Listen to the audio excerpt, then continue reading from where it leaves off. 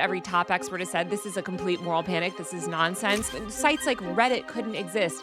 Platforms like Twitter couldn't exist. A major Biden, White House advisor got up on stage and said, we are going to remove anonymity from the internet. This is a bipartisan effort. So there's not just one group that wants to do this. RIP privacy guides. We need to talk about what happened in Washington last week, because while a lot of people are distracted by the holidays, a House subcommittee is trying to take a sledgehammer to the open internet. On Thursday, the Energy and Commerce Subcommittee on Commerce, Manufacturing, and Trade officially advanced a bundle of nearly 20 bills, many of which have names which sound harmless or even helpful, like the Kids Online Safety Act, or KOSA, and the Screen Act.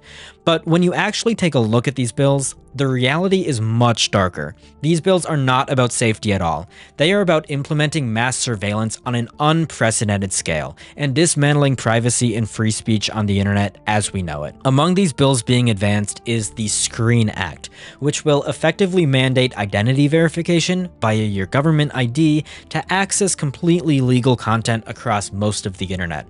Then there's KOSA, a bill which will give state attorneys and the government the power to decide what content will require identity verification just to access, which will be weaponized against educational resources and life-saving healthcare information. Looming over all of this is an ongoing push to repeal or gut Section 230, a law which was specifically created to prevent the courts from misinterpreting the First Amendment, and it protects technology platforms from being sued into oblivion just because they provide the tools which enable user-generated content on the internet. These bills are moving fast, and they're being fast-tracked by lawmakers who are counting on the idea that people won't notice until it's too late. If these pass, the internet will become a place where privacy and anonymity is illegal, where encryption makes you suspect, and where the Americans' ability to speak freely is determined by the most restrictive state government in the country. To break down these bills, and more importantly, what we need to know to stop them, my colleague Nate sat down with technology journalist Taylor Lorenz. Taylor has been covering the BadInternetBills beat very extensively recently, and I'm also going to link to BadInternetBills.com in the description, and I highly recommend you open that website up while you listen to this interview. It lists the bills, it explains the threats, and it gives you the tools you need to contact your representatives, which is super important. This is one of the most critical fights for digital rights that we've seen in a decade. Here's Nate's conversation with Taylor. Hello, everyone. I am Nate from Privacy Guides, and today we are talking to Taylor Lorenz. Hi, Taylor. Hi, thanks for having me. Thank you so much for being here today. So Taylor's going to talk to us a little bit about some upcoming laws in the U.S. that are impacting the privacy and security of everyone. But first things first, for our listeners who may not be familiar with your work, could you tell us a little bit about yourself? Who are you and what's your background on these kinds of issues? I'm Taylor Lorenz. I've been a technology journalist for over 15 years now. Crazy. I cover mostly tech from the user side, so how people use technology, how people are affected by technology. And I cover a lot related to tech policy and privacy issues. So a lot about sort of free speech issues on the internet and also just surveillance, government surveillance, corporate surveillance, the data broker industry, things like that. And I have a podcast and a YouTube channel and a newsletter. And yeah, I write about all this stuff. Also, I worked in the mainstream media, so I covered a lot of this stuff for the Washington Post, New York Times, The Atlantic, and a bunch of other, The Guardian, other mainstream outlets. So like I said, we're here today to discuss a few laws that are currently in front of Congress, and they are very worrying laws. There's actually a bunch of laws right now. I think there's like 18 last time I checked. But specifically, we're going to highlight 3 that we at Privacy Guides feel are particularly concerning. And those are KOSA, the Kids Online Safety Act, the Screen Act, and there are, we'll say, some proposed changes to Section 230. So I'm going to let you decide how we should kick this off. Which one of those would you say is either most worrying or at very least you think we should start talking about first? Repealing Section 230 is insane. And just to be clear, that's like what that's what the Democrats tweeted yesterday. It wasn't just like we want to reform it. It's we're working on repealing it, which is ultimately what these reform conversations are about. They're about decimating it. That's to me so terrifying because if we repeal Section 230, like all these other conversations will be irrelevant because we will no longer have free expression, user-generated content online. I agree. That's a good one to start with. So For listeners, in a nutshell, and please correct me if I get this wrong, Section 230 basically says that platforms are not legally liable for the content of their users as long as they make a good faith effort to moderate the content. For example, Privacy Guides, we have our own forum. And as long as we make a good faith effort to remove any sort of illegal content, that means that we're not responsible for anything that slips through the cracks. So from our perspective, this seems like a good move. We don't want to be hosting harmful content. So what is the argument to get rid of 230? I'm trying to wrap my head around that one. There is no argument other than mass censorship. I mean, so let's be clear sort of how this all began. Section 230 is a law that's part of the Communications Decency Act, which passed back in the 90s when the internet was just starting out. And when the internet was starting out, there was this big debate over what the internet should be. Was it going to be like movies? Like, was it going to be like, where there's a rating system on every single piece of content and content has to go through review before it's posted on the internet? Should there be some sort of body that regulates what sort of information you can upload and access? And back then, rightfully so, people who were proponents of the internet were like, no, that's not what the internet's about. The internet is this free place. We want it to be this global I hate the phrase town square, but we want it to be this like global information resource, right? Where anybody anywhere around the world can access information, connect with each other. This is when email was just getting started, like social media had sort of barely was just kicking off, back then. So this is years before even Facebook launched. When social media started to get traction, obviously they rely so heavily on Section 230. As you mentioned, sites like Reddit couldn't exist. Platforms like Twitter couldn't exist because they rely on hosting user-generated content, which means that the platform, they don't have to review every single piece of content before it gets published. This is also how every single forum exists online, and like even sort of like some email messaging services too function, rely on this landmark internet law that truly protects the free internet. Now, there's been all this nonsense about sort of the internet is harmful for children. Now, let me just be clear. Actually, every single expert that studies this topic is pretty consistent and has come out. Every top expert has said this is a complete moral panic. This is nonsense. Like, actually, there's no evidence at all that social media is harming children. In fact, it helps a lot of their mental health. Like, this is all just sort of media-driven moral panic. It's very similar to what we saw with video games, television, comic books. We see these exact same arguments come up over and over and over again. That has given a lot of people that have wanted to censor the internet, people in the government that don't like what the public is saying, an opportunity to say, ooh, we can sort of use this thing of like protecting children to censor the internet. Because what the government ultimately wants is to control speech online. They don't want you criticizing the government. They don't want journalists out there challenging power, et cetera, especially not the government these days, which is, I would argue, more authoritarian than even a decade ago.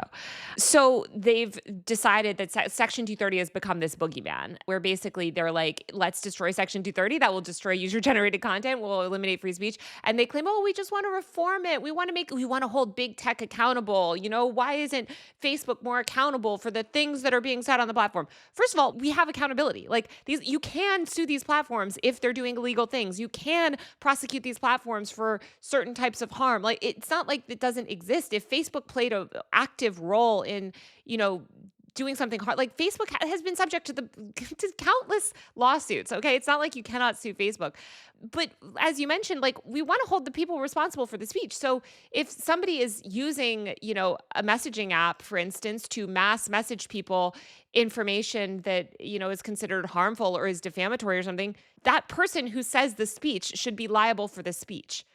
Like, for instance, we don't go around, making it possible to sue AT&T because you said something over a phone call that made somebody else mad, which, by the way, they wanted to do that. Let's be clear. That's what the media was arguing for back with landline telephones. They were arguing that, landline telephones, people were getting so heated on conversations on telephones. It was making people angry and driving violence in society and harming people's mental health because they'd get really upset on the phone. One guy tried to use it as a defense in his murder case, actually, that he was so angered by this phone call and the media called on telephone companies to be regulated. It's so crazy because the exact same arguments have been used against technology every single time. They argued this about newspapers. They argued this about novels. All of that's to say is none of this is about protecting kids. It's about the government seizing control over online speech. Section 230, like you said, it relates to a wide range of political issues. And I think some listeners can probably already hear, you mentioned like you can sue Facebook and Facebook is still around. But if you sue some of these smaller platforms like Signal or, Mastodon, they don't have the same kind of money to withstand these kind of lawsuits. Wait, no, let me be clear. Currently, they don't have to have that money because they are not they like the people that post on them are liable for their speech. So you could sue those companies now if they were if they break the law, if Mastodon breaks the law or something, right? Or does something bad, you could sue them for doing something illegal, or you could sue, again, there are these lawsuits that come up. There are more protections for for any platform that hosts user generated content. You mentioned, if you revoke Section 230, first of all, yes, it would consolidate the power of big tech, but big tech would just would have a lot more moderation capabilities, so they would have the ability to host more content. But pretty much every every small site that relies on user generated content, it's not that they just don't have money to withstand the lawsuits. It's that they don't have the money to moderate every single piece of content. They don't have the money. A small forum doesn't have the resources to read every single comment. And then, of course, they also want these platforms to verify the offline legal identity of every person as well, which is a whole other issue. That's the problem with the other two laws that you mentioned. Yeah, thank you for clarifying that. That's probably a better way to get at that. How does Section 230 relate to privacy specifically, and how do you think it would impact the privacy community aside from, like you said, because our forum isn't even that big, relatively speaking, and I couldn't imagine having our volunteer moderators or even our staff that would be multiple full-time jobs just for our forum to sift through that. What are some other ways this might impact privacy tools and privacy community? Yeah, privacy specifically. I mean, you're just not going to have a lot of privacy. Like, for instance, a lot of people choose not to use the major social networks because of privacy reasons, because these are massive data harvesting, operations, and they don't want to give their data to Meta or Google or whatever. And they want to use some of these smaller sites, or they want to engage in discussions around things like abortion or their gender identity or things that they want to keep private, and they don't necessarily want to log into a Facebook account to have those conversations, or log into Instagram and have to verify their information and to do that. So they want to use some of these smaller forums. Those forums will all be wiped out. Disabled people rely on this as well. They want to discuss medical conditions without their insurance premiums going up because a data harvesting data broker bought their info from a social platform. So even just the ability to participate in some of these smaller, more niche forums that have really good privacy protections will go away. You will have to use these major social, really just Google and Meta, which they have a horrible privacy record, of course, as we know. Yeah, especially Meta. Really bad. Oh, yeah. I think it's really important for people to note that this is a bipartisan effort. So there's not just one group that wants to do this, but the Democrats are really leading the charge. And Democrats have been so aggressive in pushing these surveillance laws and censorship laws. It's scary. I think a lot of people associate Trump with these things, and Trump has done a lot to attack the traditional media, but the Democrats are enacting policies that are further to the right of Trump on the internet. So we've been mentioning age verification and identity verification, and based on my research, that one is largely, it is both KOSA and the Screen Act, but I'm mostly seeing it with the Screen Act, which I have not been hearing about very much. I had to really dig to find information about this one. So again, correct me if I'm wrong, but if I understand it correctly, the Screen Act is an age verification bill. There's kind of not much else to it. It's an identity verification bill. Identity. Yes, thank you. I should really start saying that instead of age verification. So it would require platforms to verify users.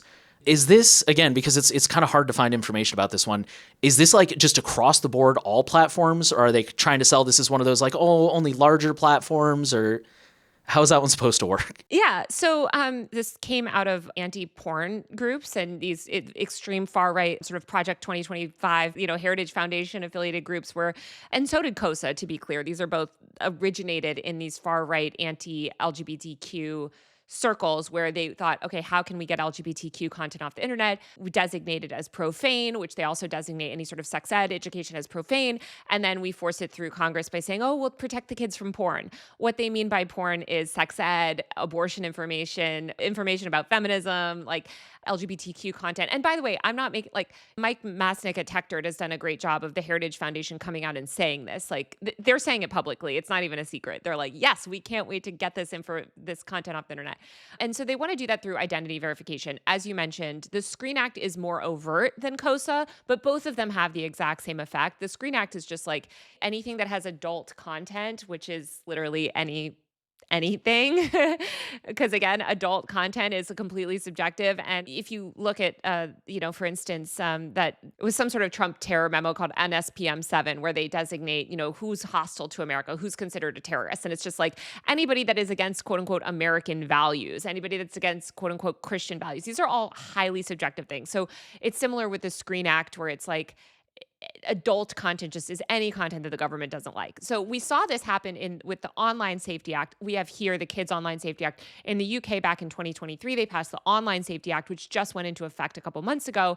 And that's why you saw, for instance, the subreddit for war crimes was removed under these porn laws or whatever, because any sort of police violence video, people speaking out against sexual assault, rape victims, Alcoholics Anonymous forums have been shut down. Actually, all these places for kids to report incidents of molestation and things like that have been shut down. So that is the type of content when you see adult content that's quote unquote not safe for kids. That's the type of content that they're seeking to regulate. And yes, it would remove anonymity from the internet basically completely.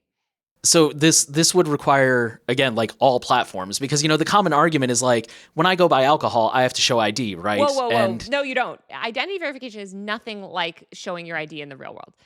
The IRL world, let's say. First of all, you don't show your identification to every single person that you interact, to every single store that you walk in on walking in. Before you can even walk in, you have to show ID, maybe to a bar, but certainly not to buy things or to engage, to access information. And then your ID, your government ID is not tied to every single piece of content that you read. It's not stored forever when you go to the library or when you go to a bookstore to buy a book, and then your government ID is stored and they can monitor every single word that you've read, and then that can be used in a court case against you. There's actually nothing like that. Not to mention, it's a quick ID check. A human being looks at it quickly, doesn't memorize the info, doesn't, checks there and then moves along. Here, it's stored in a database forever that we know has absolutely no privacy. These databases leak constantly. This is a massive data privacy concern. And that data is then used forever, can be used to target you, exploit you. And often they're harvesting not just your offline, like address, physical, they are harvesting biometric data that is tied to it as well. One thing I noticed with a lot of these laws is that they're vague, specifically when they talk about identity verification, and they leave it up to the platforms to decide how to implement this. Do you think that's a better way? Actually, maybe this isn't even a good question in light of this conversation. I think I know what you're getting at. A lot of times, lawmakers will leave sort of specifics around identity verification in vague terms to argue that they're not technically mandating, identity verification.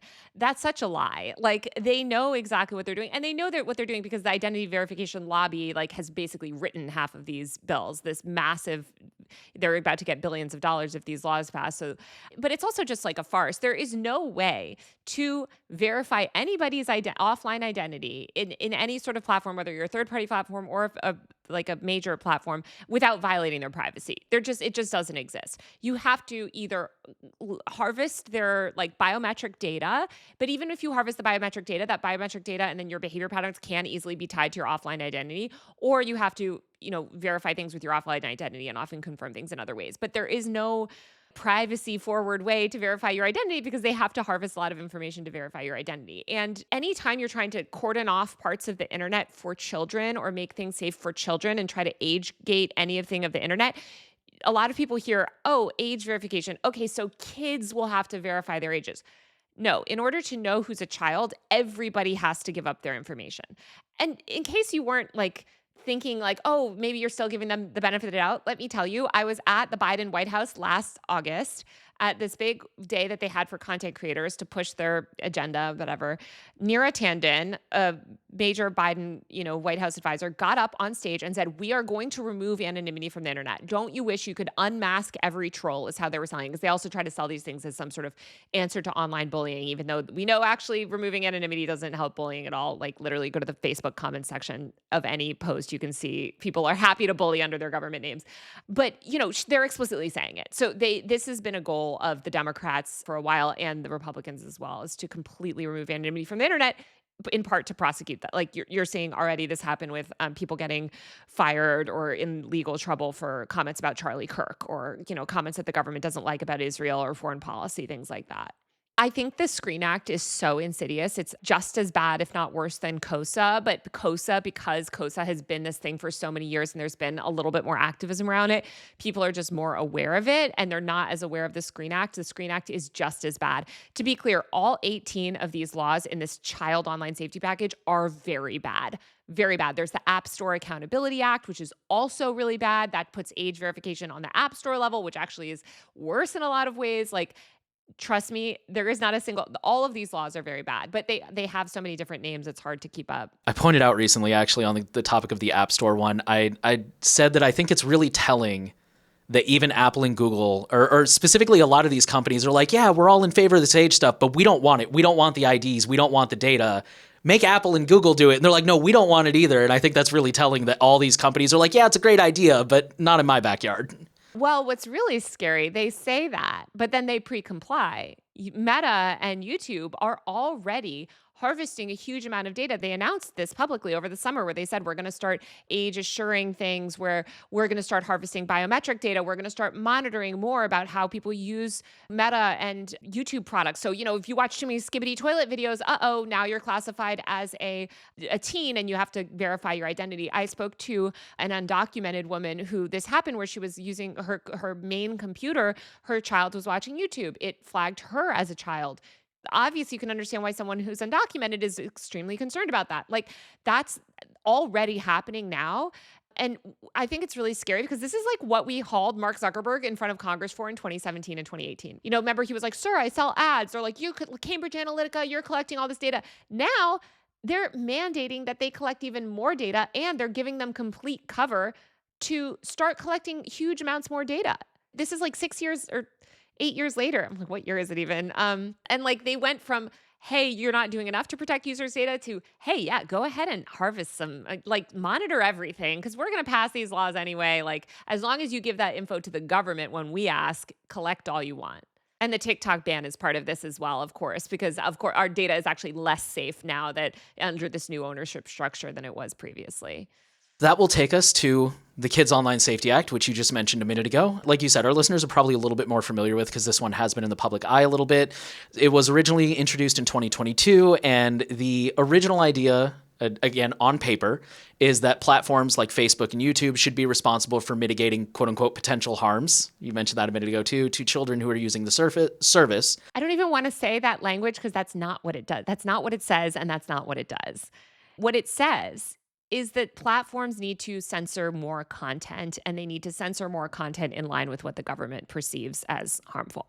I just want people to understand that because I think some people read it and they're like, well, the goal is, or you see these headlines, right? Congress passes law to protect children. That's not what these laws do. These laws harm children. And we have research, actual scientific-based evidence of researchers that have studied these things, and we know that they actually harm children, especially LGBTQ and marginalized youth. But that's the guise under which it was passed. That is one of the questions I had written down. You mentioned how these acts will do a lot of harm to like minorities, LGBTQ, and these kind of people. And so I think it's really easy for conservative folks to kind of, they say like, oh, that's fear mongering, or they may even agree with it because they don't agree with those viewpoints. But you've pointed out like this is a bipartisan thing. What would you say are some of the risks that would get people on the more conservative side of the aisle to realize like, no, this is bad for you too. This is bad for everyone. Part of Project 2025 was about like censoring trans people off the internet. Again, the Heritage Foundation has come out and said, here is how we plan to use KOSA to remove abortion content online. Here's how we plan to use KOSA to censor LGBTQ trans content off the internet, all LGBTQ and women's rights content. They want to block that. So they're open about it. They want that. These Republicans, I've tried to explain to them like, well, what if a Democrat's in power? You guys had all this drama with Joe Biden saying that he was jawboning over COVID stuff and vaccines. Like, don't you feel like, I personally believe in vaccines, but I try to make this case to them of like, well, would you want the government oversight? I would argue that we don't want the government determining speech. We want to hear from actual experts online. We don't want government propaganda. Like this is, again, what we always accuse China and Russia and authoritarian states of doing. So like now we're trying to replicate that exact system. Like that's what you guys were supposedly against.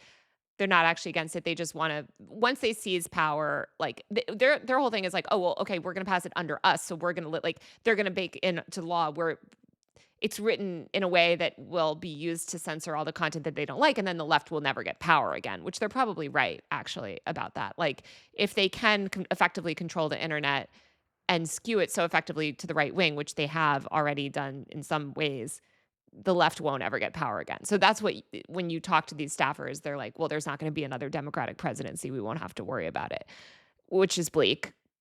The Democrats are just happily going along with it because they also want to censor people. And they're like, yeah, we'll align with the Heritage Foundation because we hate when people criticize us online. We hate when people say things that are anti-Israel. I'm Chuck Schumer, and I hate that somebody says I shouldn't give $500 billion to whatever, Israeli defense fund thing or whatever. It's a lot of foreign policy criticism. Also a lot of criticism that the Democrats are not fighting Trump hard enough. They just want to they just also want control over speech. So actually, KOSA has been very led by the Democrats. And the Democrats, one other thing I'll say that's like a little history for people to understand. Obama was very pro-tech. So Obama was like fully in bed with the tech industry. He had one of the last events that he had before leaving office was called South by Southlawn, where he brought like Uber, Facebook, like all just the worst, like biggest tech companies ever to like come out and like have this celebration of like what they've done and essentially get everyone in the White House jobs in these major Amazon, like all these Microsoft, big companies were there. I reported on it. When Trump won, the techlash started. And that's when liberals started to realize, oh, wait, maybe these platforms are not just all rainbows and sunshine. They're actually being used for fascism and bad things. So that's when, again, we're going to haul Mark Zuckerberg in front of Congress and really crack down on him, whatever. It's also when you saw the rise of the Black Lives Matter movement, Me Too movement, so more and more social justice movements that were challenging Democratic politicians for not being progressive enough. And they hate that. They don't want that. They don't want anyone speaking out. They want to do their corporate bullshit, whatever, in peace, and they don't want any backlash. And they want to seem like they're tough on big tech because they feel like they weren't tough enough on big tech originally. And these laws, even though they're actually a massive reward to big tech, and if you look at who backs this stuff, like big tech funds, Meta was one of the biggest lobbyists in DC last year and the year before. They want to have this air of cracking down on big tech. So that's why a lot of them sign on to it.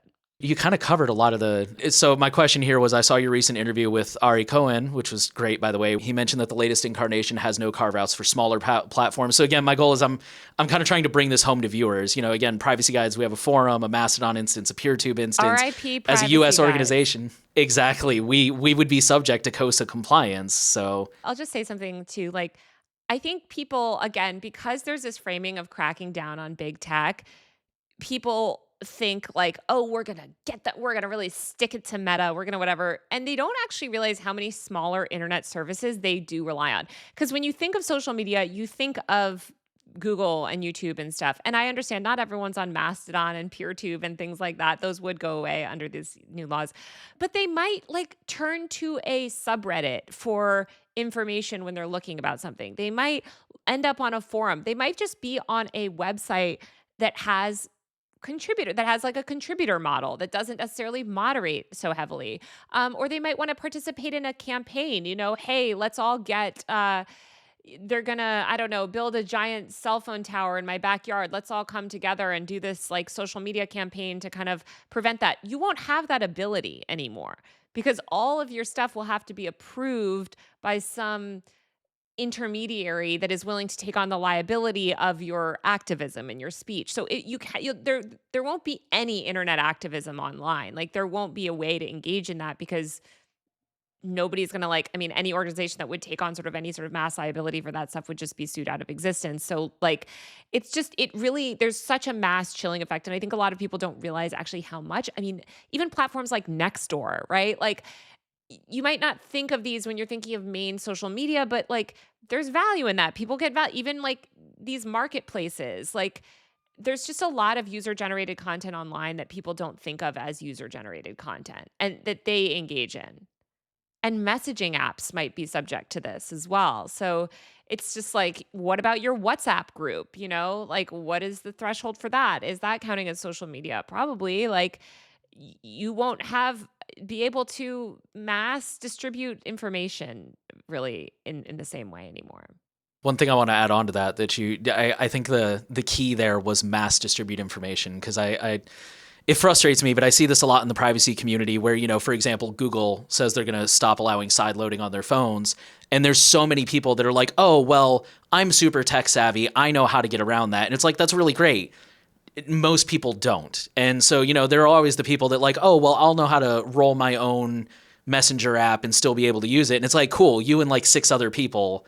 And that's just not enough for the kind of mass communication that you're talking about there. Yeah. So, yeah. Also, just like you have to think of who do we want to protect? We want to protect the most marginalized users. Like you don't want to write regulation that censors or harms the people that rely on these platforms the most. Activists, journalists, academics, like people speaking, challenging power. Like again, this is what America always criticized other countries for, criticized Russia and China, saying, you guys don't have free and open internet. Oh, Iran doesn't have a free and open internet. The government approves everything. And, LGBTQ, these people, such and such groups, marginalized people can't speak out. Okay, we're about to do that here in America. Isn't that like what they literally spent like 20 years fear-mongering about these other countries, which by the way, I don't support those other countries. I think those are authoritarian versions of the internet that I don't want personally. I think to have the people that we currently have in power enacting that authoritarian version of the internet is extra scary because I think there's a lot of people in power right now that don't value civil liberties and don't value free expression. I do agree. And I really appreciate you pointing out that this is a bipartisan thing because the privacy community is very diverse. Like we have people on the left, we have people on the right. And that's why I asked that question about like, realizing that this opens the door that even if there is a power shift in the future, if the Democrats come into power in the future, now they're wielding this. And, this really is a bipartisan, like everyone is impacted by this, regardless of whether you buy into the narrative for that's being sold to us or not. Which the far right doesn't think will happen. And I think they're just in delusion. Like, I think some of them, and I talk to these people for work, and the Democrats are also delusional. I talked to Democrats last summer that were saying a lot of this stuff. And they're like, well, there's no way where Trump would win again. And I would just say to both of them, you guys are both delusional. We do have this system. At some point, someone you don't like will be in power. And you should write laws so that no matter who's in power, your rights are protected.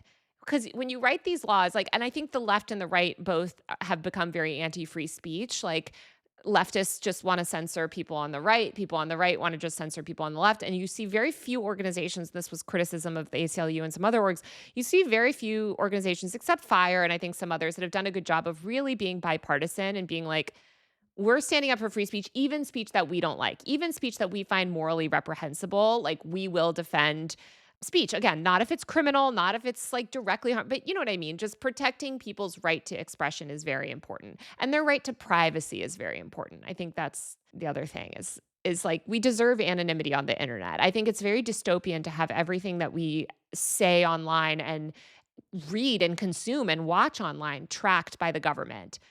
Imagine the worst person that you can imagine. Imagine the worst person that you hate on the other political team becoming in power. Is that what you want? No, you don't want them to have control over your information ecosystem.